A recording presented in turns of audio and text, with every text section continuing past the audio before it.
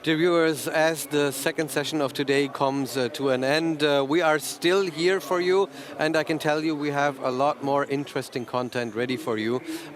We are about to move to a studio talk in a couple of moments, and I can tell you so much because all of the things that were already ready for that program, we had the opportunity to already see it, and I can tell you it is absolutely worth it to stay glued to your televisions, even though the session is over, we will still be here with you with very interesting and deeply spiritual content.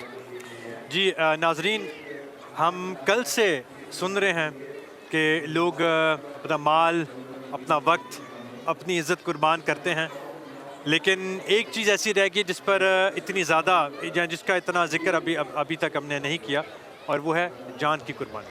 جتنے بھی دوست یہاں جو آئے ہیں، ہر شخص کوئی نہ کوئی قربانی دے کر آیا ہے. نوکری سے چھٹی لے کر آئے ہیں، مال کی قربانی بھی اس میں شامل ہے، وقت کی قربانی ہے، لیکن ایک ایسی خاص قربانی ہے، اس کے لیے انشاءاللہ تعالی زاہد ندیم بٹی صاحب جو ہیں. زاہد صاحب، آپ غالباً ہمارے ساتھ شامل ہیں. بالکل بالکل ربی صاحب، جزاکم اللہ تعالیٰ احسن الجزا. ابھی یہاں پر اسٹوڈیوز میں ایک جو گفتگو ہم پیش کریں گے، دراصل مذہب کی جو پوری تاریخ ہے وہ قربانیوں سے لکھی جاتی ہے. اور اب کہیں سے شروع ہو جائیں، حضرت ابراہیم علیہ السلام سے، حضرت عیسیٰ علیہ السلام سے، حضرت سب سے بڑھ کر حضرت رسول اللہ صلی اللہ علیہ وآلہ وسلم سے، سچے مذہب کے ساتھ قربانیاں جڑی ہوئی ہیں. اور حضرت اقدس مسیح موعود علیہ السلام چونکہ اپنے آقا اور متا حضرت رسول اللہ صلی اللہ علیہ وآلہ وسلم کی پیروی میں اور آپ کی پیش گوئیوں کے مطابق اسلام کے احیاء نو کے لیے تشریف لائے، تو لازم تھا کہ آپ کو بھی مخالفتیں جھیلنا پڑتی اور آپ کی قائم فرمودہ جماعت کو بھی مخالفتیں برداشت کرنا پڑتی. ناظرین محترم، اس موضوع پر گفتگو کرنے کے لیے اور اس کا ایک جائزہ لینے کے لیے کہ یہ حکمت کیا ہے اس پورے سلسلے کی، کیوں مشکلات پیش آتی ہیں، کیوں قربانیاں پیش کرنی پڑتی ہیں الہی جماعتوں کو، اور پھر ان کا اس میں طرز عمل کیا ہوتا ہے، اور اس کے آخر میں جو ان کے ساتھ سلوک ہوتا ہے، اس سب کچھ کو سمجھنے کے لیے ناظرین محترم ہمارے پاس اسٹوڈیوز میں ہمارے معزز مہمان موجود ہیں. محمد احمد راشد صاحب، آپ مربی سلسلہ عالیہ احمدیہ ہیں اور جرمنی میں انچارج ترکش ڈیسک کے طور پر بھی خدمت بجا لانے کی توفیق پا رہے ہیں. امام صاحب، مربی صاحب، یہ فرمائیے کہ جیسا کہ میں ابھی عرض کر رہا تھا کہ کیوں ہے مطلب اللہ تعالیٰ کی قائم فرمودہ سلسلے ہیں، اگر وہ چاہے، وہ قادر مطلق ہے، تو وہ ترقیات جو ہیں وہ شروع سے ہی بغیر مشکلات کے قسمت میں کر سکتا ہے، لیکن ایسی ایسی قربانیاں ہمیں دیکھنے، آگ میں ڈالے جانے سے لے کر انگاروں پر چلانے جانے سے لے کر یہ کیوں ہوتا ہے؟ دیکھیں جی، بات یہ ہے کہ جو ترقی ہے نہ دنیا میں ابتلاؤں کے بغیر ملتی ہے، یعنی جو دنیوی جو سسٹم ہے، نہ ہی دینی سسٹم میں ملتی ہے. مسیح موعود صلی اللہ علیہ وسلم نے مختلف جگہوں کو اس پہ روشنی ڈالی ہے. قرآن کریم نے کئی آیات میں اس پہ روشنی ڈالی ہے، اس کے فلسفے کو بیان کیا ہے. مثلا اللہ تعالیٰ عنکبوت سورہ عنکبوت میں فرماتا حاسب الناس ان یترکوا ان یقولوا آمنا وہم لا یفتنون، کہ کیا لوگوں نے یہ سمجھ رکھا ہے کہ وہ صرف اس بات پہ کہ بس میں ایمان لے آئے وہ چھوڑ دیے جائیں گے اور ان کو آزمائش میں نہیں ڈالا جائے گا؟ نہ، یہ نہیں ہو سکتا. اللہ تعالیٰ فرماتا ہے کہ وَلَقَدْ فَتَنَّ الَّذِينَ مِن قَبْلِهِمْ، کہ ہم نے پہلے لوگوں کو جو تم سے پہلے ایمان، ان کو ہمیشہ ہم نے آزمایا. وہ کیوں آزمایا؟ فَلَيَعْلَمَنَّ اللَّهُ الَّذِينَ صَدَقُوا وَلَيَعْلَمَنَّ الْكَاذِبِينَ، کہ اللہ پھر صادقوں میں اور کاذبوں میں فرق ظاہر کر دے. اگر اللہ تعالیٰ ایسے کسی کو پکڑ کے ترقیاں دیتا جائے تو لوگ کہیں گے یار یہ تو ناانصافی ہے. لیکن جب ان کے صدق اور وفا ان آزمائشوں کے بعد واضح ہوتا ہے اور پھر اللہ تعالیٰ ان پہ اپنے افضال نازل کرتا ہے، تو پھر سمجھ آتی ہے کہ اچھا یہ حقدار تھے، انہوں نے قربانیاں دی اور ان کا حق تھا. ورنہ اگر ہر ایک کو اللہ میاں کہ جی میرا اللہ تعالیٰ قادر ہے، اس میں کوئی شک نہیں. حضرت مسیح نے فرمایا کہ قادر وہی نہیں ہے جو تیز دوڑنے پہ قادر ہو، कादर उसे कहते हैं जो जब उसका वो चाहे तो तेज़ दौड़े, चाहे तो आहिस्ता चले, चाहे तो दरमियानी रफ्तार से। यानी हिकमत जो इसमें ये हुई कि जो खुदा ताला पर जो कुरान करीम के हवाले से भी आपने बयान फरमाया कि ईमान लाने वाले जो हैं वो आजमाए जाएं कि वो कितने अपने अमाल ईमान में सादिक हैं। बिल्कुल। तो हमने देखा कि नबी करीम सल्लल्लाहु अलैहि वसल्लम के दौर में ही अगर हम मिसाल लेते हैं तो हर तरह की मुश्किल जो है वो झेली, और वही सलूक जो है आज दुनिया में मुख्तलिफ ममालिक में अहमदियों के साथ जारी है। जी जी ये जो आलमी मुखालफत है जी, ये उनके हौसलों पर किस तरह से असरअंदाज हो रही है? देखिए, ना तो पहले मोमिनीन के हौसलों को कभी मुखालफत और परसिक्यूशन जो है वो तोड़ सकी, मतलब थोड़ा बहुत भी असर नहीं डाल सकी, और ना इस दौर में अल्लाह ताला के फजल से मसीह मौसम के ज़माने में मुखालफत 100 साल से ज़्यादा अर्सा मुखालफत भी चल रही है। वो क्या कहते हैं, जो वो कर सकते हैं वो कर रहे हैं, और अहमदियों के हौसले वो तोड़ नहीं पा रहे। देखिए, ये जो बात मैं कर रहा हूँ कि अहमदियों के हौसले वो तोड़ नहीं पा रहे, वो किसी दलील के मोहताज नहीं है। ये बात वजह यह है कि मुखालफत का शिद्दत इख्तियार करता जाना ये बता रहा है कि उनकी पहले जो मुखालफत की तदाबीर थी वो नाकाम हो गई। ठीक है ना। मसलन हमने, चलो पहले वाली तो हुई ना, मसीह के ज़माने का हमने नहीं देखा, खलीफा सानी रज़ियल्लाहु अन्हु के ज़माने तक मैंने तो कम से कम नहीं देखा। खलीफा सालिस रहमतुल्लाह के ज़माने में भुट्टो ने मुखालफत की और उन्होंने कहा जी लोगों को हम कशकोल पकड़ा देंगे अहमदियों के हाथ में, पकड़ा सके? बिल्कुल नहीं। और वो कह रहे हैं रशीद कैसानी साहब ने लिखा ना कि मामलाते दिलो नज़र में अजीब तुम हो अजीब हम हैं। नाज़रीन मोहतरम, मुखालफतें सिलसिला आलिया अहमदिया पर हर तरह की ढाई जा रही हैं, और शायद अभी कुछ अर्सा ये ढाई जाती रहें, लेकिन एक अजीब दास्तान जो है वो आपकी खिदमत में रखते हैं कि किस तरह से अहमदी इन मुखालफतों को अपने ऊपर ले रहे हैं, किस तरह से बर्दाश्त कर रहे हैं, झेल रहे हैं।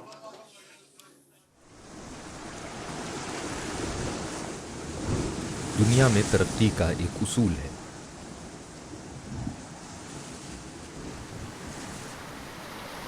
एक ऐसा उसूल जो हम फितरत में देखते हैं। अफराद अपनी ज़ात को कुर्बान करते हैं ताकि कुछ अजीम पैदा हो। जैसे कोरल रीफ बनती है, हर एक कोरल अपनी ज़िंदगी खुद खो देता है ताकि एक अजीम चट्टान बन सके, या दूसरे मानों में आला चीज़ के लिए अदना को कुर्बान करना। तारीख़ ईमान में भी ये उसूल गहराई से रचा बसा है। हज़रत मोहम्मद मुस्तफ़ा सल्लल्लाहु अलैहि वसल्लम 13 साल तक जुल्म सितम और तमाम मसाइब कमाल सब्र के साथ बर्दाश्त करते रहे। आपके सहाबा ने ऐसी दास्तानें रकम की जो इंसानी अक्ल से बालातर हैं, क्योंकि वो जानते थे कि वो ये सब किस मकसद के लिए कर रहे हैं। अहमदिया मुस्लिम जमात की तारीख भी मुख्तलिफ नहीं। सफ़र के आगाज़ ही से एक अजीम मकसद के लिए कुर्बानियाँ दी गईं। हज़रत शहज़ादा अब्दुल लतीफ़ रज़ी अल्लाहु अन्हु की दास्तान। एक ऐसा मर्द हक़ जिसने हर ज़िल्लत बर्दाश्त की लेकिन सच्चाई को न छोड़ा। एक लफ्ज़ उनकी जान बचा सकता था, मगर वो एक आला मकसद के लिए डटे रहे। ये एक ऐसे सफ़र का आगाज़ था जिसने कुर्बानी मांगी, माल, इज़्ज़त और जान की कुर्बानी। अहमदी मुसलमानों ने लब्बैक कहा। कादियान, हिंदुस्तान, पाकिस्तान की सरहदों से आगे बढ़कर बांग्लादेश, इंडोनेशिया, बुर्किना फासो, अमरीका, यूरोप, हर जगह से कुर्बानियाँ आईं। अल्लाह की राह में ऐसी कुर्बानियाँ जिनकी कोई हद न रही, न सिन, न रंग, न उम्र। अदना कुर्बानी एक आला मकसद के लिए। बिल्कुल। जैसा कि आपने देखा, हमने देखा रबी साहब के एक आला मकसद तबलीग इस्लाम अहमदियत के लिए ہماری جب اس مقابل پہ دیکھا جائے تو پھر ہماری جانیں ادنا بن جاتی ہیں, ہماری قربانی ادنا ہے. جی ٹھیک. اچھا, ہے بہت ہی دکھ کی بات ظاہر ہے, لیکن اس حالت پر ان کی رحم آتا ہے, ہنسی آتی ہے بعض اوقات کہ کس کس طرح کی کوششیں کرتے ہیں دنیا بھر میں مخالفین.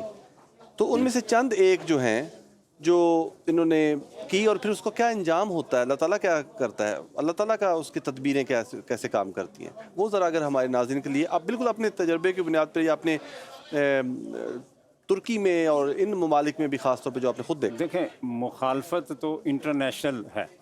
مسیح موعود علیہ السلام نے فرمایا یہ کھاد کا کام دیتی ہے, کھاد بدبودار ہوتی ہے, اور لیکن وہ اس کے نتیجے میں جو فصل بڑھتی ہے نا, اس کھاد کے نتیجے مسیح نے فرمایا کہ وہ کھاد کا کام ہے مخالفت. حضور کے پاس لوگ آتے تھے, حضور پوچھا کرتے تھے وہ بیعت کرنے کو آیا تو آپ کے ہے علاقے میں مخالفت, بعض لوگ کہتے ہیں نہیں بس ہمارا تو بڑے بھائی چارہ. حضور فرماتے ہیں اس کا مطلب وہاں جماعت کی ترقی نہیں ہوگی نا, مخالفت ضروری ہے. ٹھیک ہے جی.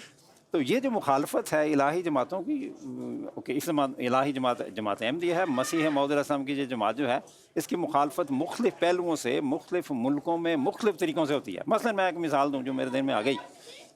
آپ کو یاد ہوگا یہ جو ہمارا العربیہ جو چینل ہے عربی زبان میں, یہ وہ نیل سیٹلائٹ سے اس پہ چلا کرتا تھا. یہ 2008 کی بات ہے. تو یہ مولویوں نے, پادریوں نے اور بعض حکومتوں نے مل کے پریشر ڈالا کہ یہ نشریات بند ہو جائیں. ہو گئی ہیں بند؟ بالکل نہیں. ہمارا حوصلہ ٹوٹا ہے, اللہ نے بڑھ کے ہمیں کامیابی دے دی. ٹھیک ہے نا. بورکینا فاسو میں وہ بھی ذکر بھی ہے, وہ انہوں نے ایک احمدی کو آ کے, وہ افریقہ کے لوگ تھے, ان کو انہوں نے کہا جی آپ انکار کریں, ہم نہیں کو ٹیررسٹوں نے, انہوں نے کسی ایک نے انکار کیا, انہوں نے کہا جی ہم قربان ہیں. وہ جو صاحبزادہ عبداللطیف صاحب رضی اللہ تعالیٰ عنہ کے بارے میں ابھی انہوں نے بتایا کہ بس ایک لفظ جان بچا سکتا تھا. آج بھی ان کے نقشے قدم پہ چلنے والے احمدیاں حوصلے نہیں ٹوٹے, ان کے بچوں کے الحمدللہ حوصلے نہیں ٹوٹے.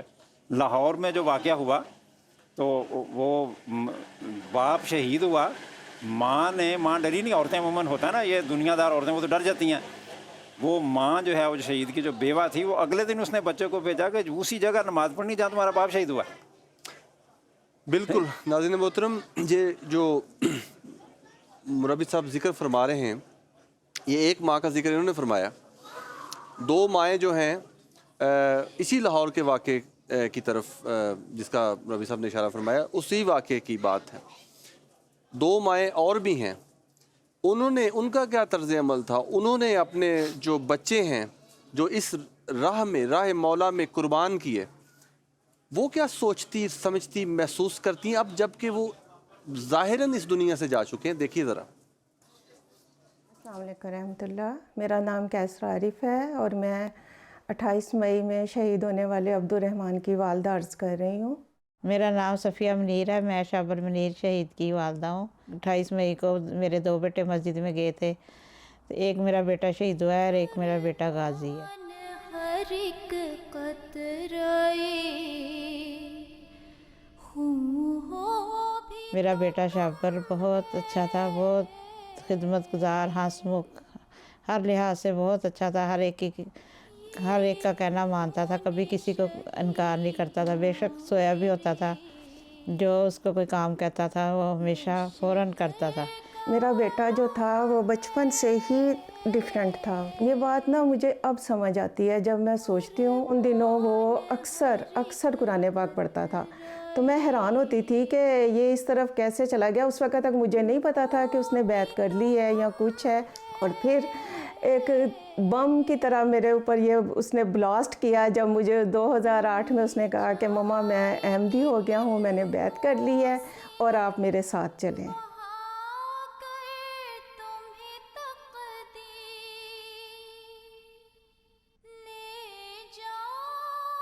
صبح نا اٹھ کے نا مجھے کہتا کہ امی آج میں نے بڑی دور جانا ہے. اس طرح کھینچ کے نا کہتا امی میں نے بڑی دور جانا ہے. 3 دفعہ اس نے یہ الفاظ کے. میں نے آگے سے کہا شابر تم نے کہاں جانا ہے؟ کہتا امی میں نے بڑی دور جانا ہے. تو مجھے نہیں سمجھ آ رہی یہ کیسی باتیں کر رہا ہے. تو اس دن اس کو جمعے پہ جانے کی اتنی جلدی تھی. بھائی کا شہزاد کو کہتا کہ شہزاد جمعہ 12 بجے شہزاد کو کہتا شہزاد جمعہ پڑھنے چلیں. پھر اپریل 2008 میں وہ مجھے اپنے ساتھ لے کے گیا مسجد دارالذکر. وہاں انہوں نے مجھے کہا کہ آپ कि कितने बच्चे हैं। मैंने कहा मेरे तो 2 ही बच्चे हैं, ये मेरा बेटा और एक बेटी है। बेटी उस वक़्त 13 या 14 साल की थी, छोटी सी थी। तो उन्होंने कहा कि हम आपकी बैत नहीं ले सकते, आप अलबत्ता हुजूर को ख़त लिख दें। और लेकिन ये था कि मैं फिर भी अब्दुर्रहमान को कह रही थी कि बेटे आपने बहुत बड़ा कदम उठाया है। और यहाँ मैं ये भी बताती चलूँ कि उस वक़्त जब वो मुझे मस्जिद में लेके गया तो उन्होंने मुझे जब वेट करने के लिए कहा तो उन्होंने किसी मस्जिद में ना हाल में ही मुझे बिठाया। अब मुझे ये नहीं पता था कि सिर्फ 2 साल के बाद उसी हाल में कैसी क़यामत आने वाली है। जाता है सर जलवाए जाना ना समझ कर। इसको जुम्मे पे बहुत जल्दी थी और पहुँचे भी सबसे पहले, और अगली साहब में ही बैठे हुए थे। मुरब्बी साहब ने अभी जुम्मा खुतबा शुरू किया ही था तो धमाका हो गया। तो उसी वक्त मैं ना अभी लुकमा मुंह में डालने लगी थी, मेरे भांजे का अब्बा से फ़ोन आया, कहता आंटी बच्चे कहाँ हैं। मैंने कहा बच्चे जुम्मा पढ़ने गए हुए हैं।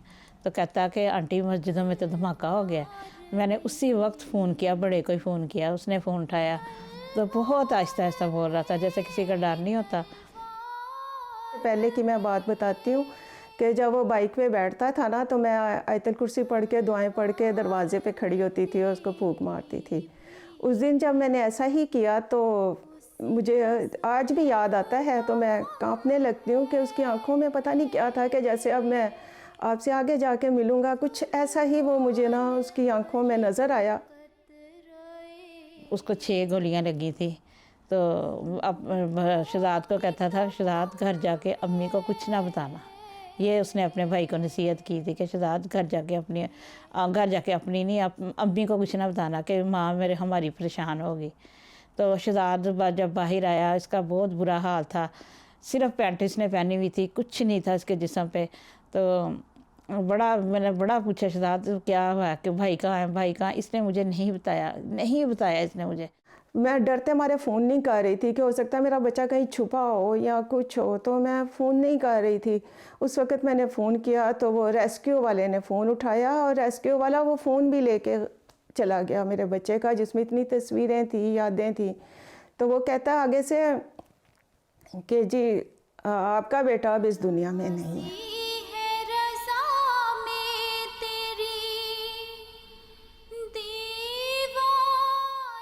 जैसे तैसे फिर मैं उठी, असर की नमाज़ का टाइम था, असर पड़ी। उस लम्हे मैंने नमाज में ही मुझे ख़्याल आया कि अब मैं अपने बेटे को यहाँ नहीं रखूँगी, मैं उसे रब्वा लेके जाऊँगी। ये अल्लाह ताला की तरफ से आया है, मैं नहीं जानती मुझे किसने मेरे उस वक़्त ऐसा था जैसे मेरे दिल पे ना हाथी ने पाँव रखा हुआ है। मैं अपनी कंडीशन बयान नहीं कर सकती। उसी वक़्त मेरे मियाँ गुस्से में घर आए हैं, पता नहीं मुझ में कहाँ से हिम्मत आ गई। मैंने कहा अब तो ये आप बरका फाड़ दें कि मैं झूठ बोलूँगी या किसी से ये कहूँगी कि मेरा बेटा वहाँ मस्जिद में नहीं था। मैंने कहा मेरा बेटा बावुज़ू था, नमाज के लिए गया था, अब जिसने जो करना है कर ले।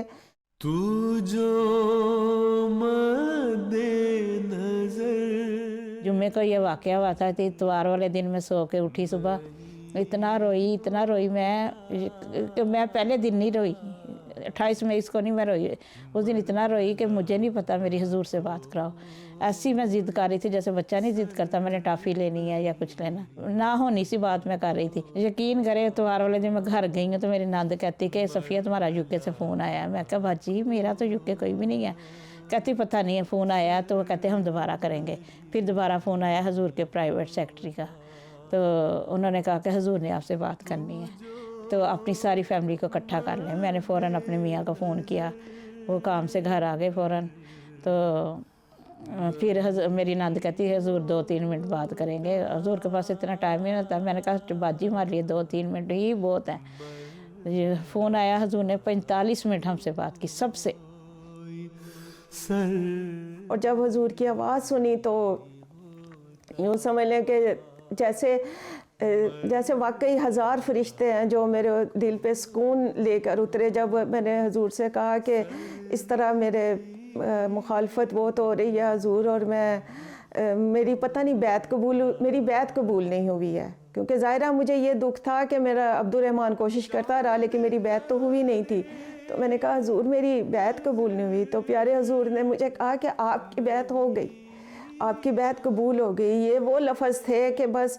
اور دوسرا بس جب حضور سے بات ہوئی ہے تو میں آپ کو بتا نہیں سکتی کہ مجھے ایسا لگا جیسے میرے سر پہ کسی نے ہاتھ رکھ دیا ہے.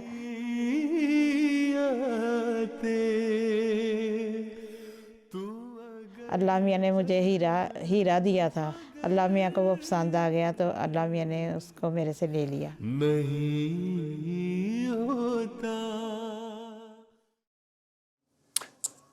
اب ایسی قوم کو کون شکست دے گا؟ ماں کے لیے اس کا سب سے قیمتی اثاثہ جو ہے اس کا بچہ ہے. وہ ان کو قربان کر کے اس کے بعد یہ حوصلے ہیں ناظرین محترم جو احمدی ماں کے سلامت ہیں.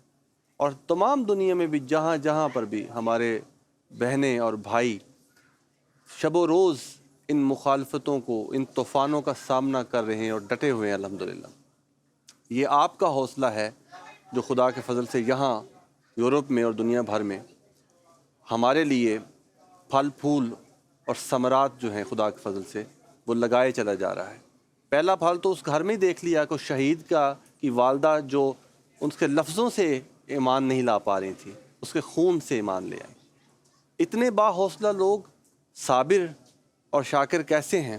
یہ خلفائے کرام کی نصائح ہیں، نصیحتیں ہیں جو ہمیں خدا تعالیٰ کے فضل سے ایسے حوصلہ مند لوگوں کو اپنے جذبات کو صبر کے ساتھ ان کا دامن تھامے رکھنے کی طرف ابھارے رکھتی ہیں، گامزن رکھتی ہیں. ناظرین محترم، خلفائے کرام کی جو نصائح ہیں ایسے حالات اور ظلم و ستم کے باوجود وہ آپ کے ساتھ ہم سب کے ساتھ بانٹنے کے لیے اسٹوڈیوز میں ربیع سلسلہ عالیہ احمدیہ مکرم مرتضی منان صاحب موجود ہیں.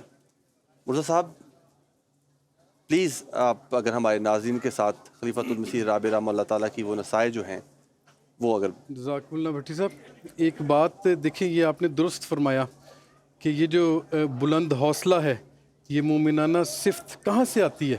آپ نے فرما دیا کہ یہ خلیفہ وقت کی ہی نصائح ہیں اور خلیفہ وقت کی دعائیں ہیں. تو وہ نظم کی صورت، نثر کی صورت میں بھی ہوتی ہے، نظم کی صورت میں بھی ہوتی ہے. تو ایک مثال میں آپ کی خدمت میں پیش کرتا ہوں. خلیفۃ المسیح رابع رحمہ اللہ تعالیٰ فرماتے ہیں کہ خوں شہیدان امت کا کم نظر رائے گا کب گیا تھا کہ اب جائے گا. ہر شہادت تیرے دیکھتے دیکھتے پھول پھل لائے گی، پھول پھل جائے گی. دو گھڑی صبر سے کام لو ساتھیوں، آفت ظلمتوں جور ٹل جائے گی. آہ مومن سے ٹکرا کے طوفان کا رخ پلٹ جائے گا، رت بدل جائے گی، رخ پلٹ جائے گا، رت بدل جائے گی. انشاءاللہ تعالی. جزاکم اللہ تعالی احسن الجزا. ناظرین محترم، یہ تو خلیفۃ المسیح رابع رحمہ اللہ تعالیٰ کی نصائح تھی اور ہمارے پیارے امام حضرت خلیفۃ المسیح الخامس ایدہ اللہ تعالیٰ بنصر العزیز کے ساتھ جو ادھر سے پیار اور شفقت کا جو نظارے خلافت کی طرف سے پھوٹتے ہیں ہماری طرف، اور جو ہم عاجزانہ عہد اپنے پیارے امام کے ساتھ باندھتے ہیں وہ بھی ایک نظر دیکھیے اور یقین جانیے کہ خدا کے فضل سے، خلافت کی برکت سے قیامت تک یہ لوگ، یہ مخالفتیں ہمیں توڑنے والی نہیں انشاءاللہ تعالی۔ خدا کا ہے وعدہ۔ چیلنجز عام انسانوں کے لیے مشکل ہو سکتے ہیں، لیکن وہ لوگ کتنے خوش نصیب ہیں جنہیں ایک ایسا رہنما میسر ہوتا ہے جو انہیں اچھے وقتوں میں بھی اور مشکل گھڑیوں میں بھی رہنمائی فراہم کرتا ہے، جو ان کے خوف کو امن میں بدل دیتا ہے۔ حضرت مسیح موعود علیہ السلام ابتدا میں ہی تیار کر دیا تھا۔ آپ علیہ السلام ایک جگہ فرماتے ہیں جو میرے ہیں وہ مجھ سے جدا نہیں ہو سکتے، نہ مصیبت سے، نہ لوگوں کے سب و شتم سے، نہ آسمانی ابتلاؤں اور آزمائشوں سے۔ کیا ہم زلزلوں سے ڈر سکتے ہیں؟ کیا ہم خدا تعالیٰ کی راہ میں ابتلاؤں سے خوفناک ہو جائیں گے؟ کیا ہم اپنے پیارے خدا کی آزمائش سے جدا ہو سکتے ہیں؟ ہرگز نہیں ہو سکتے۔ تم خوش ہو اور خوشی سے اچھلو کہ خدا تمہارے ساتھ ہے۔ جماعت احمدیہ کے خلفاء حقیقی رہنما ہیں جو اللہ تعالیٰ کی طرف سے مومنین کے لیے قائم کیے گئے ہیں۔ وہ جانتے ہیں کہ کون سا دور چل رہا ہے، وہ جانتے ہیں کہ ہوائیں کس سمت میں چل رہی ہیں۔ وہ رہنمائی کرتے ہیں، حوصلہ بڑھاتے ہیں اور طوفانوں میں صحیح راستے دکھاتے ہیں۔ ہم اپنے مخالفین سے کہتے ہیں کہ ہمیں اس کلمے کی قسم جو قیامت کے دن ہمارے اور تمہارے درمیان فیصلہ کر کے بتائے گا کہ لا الہ الا اللہ محمد رسول اللہ سے حقیقی وفا کرنے والے ہم ہیں کہ تم۔ وفا کے دیے ہم جلاتے رہیں گے۔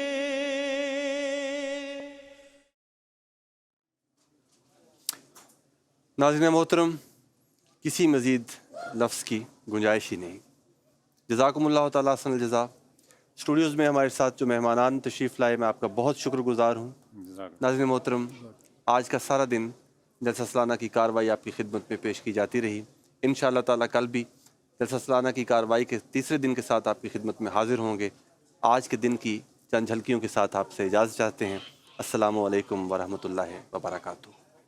رہے ہمیش سلامت پیرا تیری ہے سرداری، تیری ایس سرداری تو جانا کریے واری، تیری ایس سرداری تو جانا کریے واری، تیری ایس سرداری تو جانا کریے واری۔ میں مردوں کو بھی توجہ دلاتا ہوں کہ عورتوں کے حقوق ادا کریں اور انہیں دین سکھائیں، اور عورتوں کو بھی توجہ دلاتا ہوں کہ وہ دین کا علم حاصل کریں اور اپنی اگلی نسلوں کی حفاظت کریں۔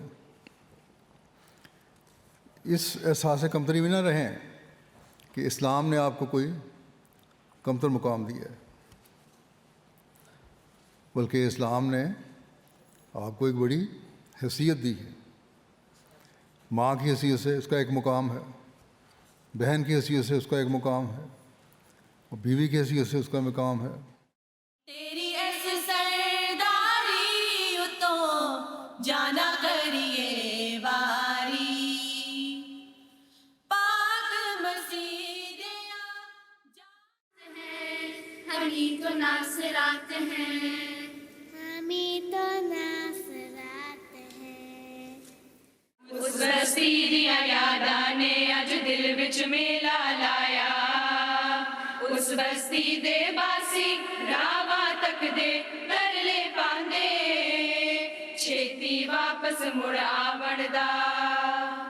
ہم سب بھی حضور اکرم سید اللہ تعالیٰ بن نسل عزیز کے بے حد شکر گزار ہیں، ہر بہن جو یہاں تشریف فرمائے. بس الحمدللہ اور اللہ تعالیٰ کی گنگاری ہے کہ ہمارے پیارے آقا عید اللہ تعالیٰ بن نصر العزیز نے ہمیں وقت دیا اور مسائل عطا کیے. اب پیارے آقا جو ہمیں آج اسکرین پہ نظر آئے ہیں، سبھی بہنیں جو ارد گرد میری بیٹھی تھی، یہی احساس تھا کہ حضور ہمارے سامنے، حضور ہم سے براہ راست بات کر رہے ہیں. الحمدللہ الحمدللہ الحمدللہ الحمدللہ.